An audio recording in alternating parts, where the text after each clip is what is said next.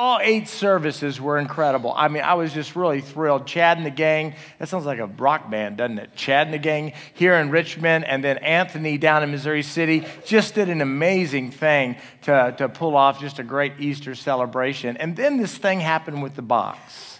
And that was, I've gotten so many great compliments about the box, about the mystery box, and I wish I could take total credit for that. We thought of that in a conversation Friday afternoon in Chad's office here on the Richmond campus, and I was just thinking about how can we really manipulate our congregation to think about hope in ways of their belief. And so that's how we came up with the black box. I was shocked. I feel so untrusted because I ask everybody on both campuses, do you believe I have had money in that box? And a lot of people, in fact, most of the response I got on Facebook and Twitter was, no, we never believed you had money in the box. One lady said, down in Missouri City, she says, I thought you would have a bunny in the box, which I thought was actually a great idea, Terry, so thank you. But we did this incredible thing where we tried to figure out how hope works in our lives, and then we ended up with $1,000 that we thought, well, what do we do with that? And because my mom is a single mom, and because I have a sense of how hard that is in a specific way, we just decided to give that $1,000 to a single mom in need. And so I asked people on both campuses to email me, and boy, did I get some emails. And here's the thing. It was just an amazing deal that happened, and I'm so glad we thought of it late because I would have talked myself out of it because it's become this big thing. It's a really exciting thing. And I want to share with you kind of what happened because I know many of you have been asking. And we got so many incredible stories about moms that are really trying to figure out how to make ends meet and how to live. And then I want to share with you just a little bit about the results of our little box thing. But I want to read this one story from a mom. It's really kind of funny. It says, my children and I were at the 3 o'clock Saturday service yesterday, and you were talking about hope. You made this illustration with a box on stage where you had $100,000. I have to confess that I didn't believe you had money in the box. And then when you said you were going to give the money away, I didn't believe that either. That's how credible I am. That's how trusted I am. But what I believed didn't change the truth, did it? Which was the point. I thought that was a great insight. Then you said you were going to give the money to a struggling single mom. Needless to say, I couldn't believe that. I am a single mom of 2 and could really use that money to catch up on rent, childcare expenses, and get some groceries. Well, it would really help us out a lot. I must admit that when you said you were going to give the money to a struggling single mom, my mind instantly tallied my bills and made a mental grocery list of things I'd like to buy to eat. Not 2 seconds, though, after you had already told us to focus on Jesus and not on our problems. So I've been praying a lot and asking whether I should even email you to consider my family. I'm turning into a woman, y'all. I'm telling you, I have estrogen just shooting through my blood.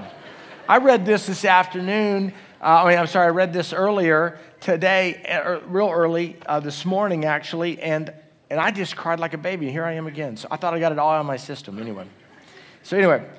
So here I am at 4 in the morning asking you if you would consider us. I couldn't believe it. And that was so typical of some of the tragedies that were reported. And so we gave this lady $1,000. And she wrote me back, which is even harder. She said, I cannot express what a tremendous blessing this is. I will be able to get groceries, catch up on after-school care cost, put gas in my car, and pay late fees on my rent. These are the physical blessings. The other blessings are the huge weight off my shoulders and the loosening of the knots of anxiety in my stomach. She goes on to say, as I said in my first email, I was not sure that I should even ask for the money. But I felt this could be the opportunity to really trust and rest in God's promises. Well, let's just say that I have some work to do yet in this area. I found myself constantly thinking, what if, and what am I going to do? Then I would remember that you taught about faith, and one of the questions you posed to us was when things are really, really bad, do you still believe in God? So I would pull out my notes again, or the Bible, or listen to a song that would remind me of how faithful God is and will be again. But those thoughts would come back to me over and over again about my needs. I found myself trying to revert to survival mode, and further down the gas tank went, or emptier the refrigerator got. But I kept also trying to hold on to this promise. I won't say that it's been easy at all. In fact, by this morning, I felt my hope was on its last leg. And on my way to work this morning, I was crying because things were beginning to look very desperate from this point of view. I finally said, Lord, I'm tired. And I'm making myself half crazy with worry. Boy, doesn't that sound like most of us? I cannot do this anymore. I surrender. I know you love me, and you will take care of me and my kids. I cannot do this anymore. I cannot worry like this anymore. However you want to bless me, let that be. I know that you will take care of me just as you promised. I don't know how or when, but I know you will. Because honestly, at this point, I didn't think, Patrick, I would be hearing from you. Then I checked my email a few hours later at work, and there was your note. I know I read it at least 3 times before it registered that I was going to get some help. Just when I didn't know what else to do but give up, there God is. Maybe it's just because I finally gave up that he answered my prayers. I think that is what I was supposed to get out of this. Learning how to surrender. It sounds so easy, but I struggle every day with it. Knowing that my kids are depending on me, and if I don't supply, they go without. I feel that I don't have any choice but to be in control. But this week, I was reminded of how untrue that thinking really is. Now when I face the next hurdle, I can hold on to this blessing and know that God is faithful always. Thank you so very much. So very, very much. Even when this money is gone, know that your gift will still be a blessing to me. Is that amazing? I mean, it's just a crazy.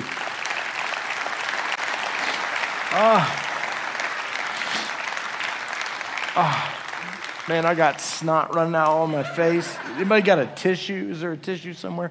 So this is typical. I mean, my mom was a single mom, so I'm telling you, I was just absolutely torn up about these stories. And here's the thing, when those things started rolling in, I realized, what are we going to do? I got $1,000. That's all I got. And when that happened, excuse me there, Missouri City, you're getting this in HD.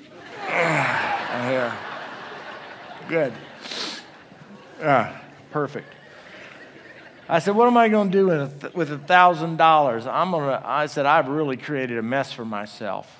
I mean, I don't know what. I mean, I'm telling you, I wish I had thought through this more. I don't know. But here's what we decided to do. We set a deadline of Wednesday, and we said we're going to try to help every woman that emails us. And we're going to trust God, and we're going to do this.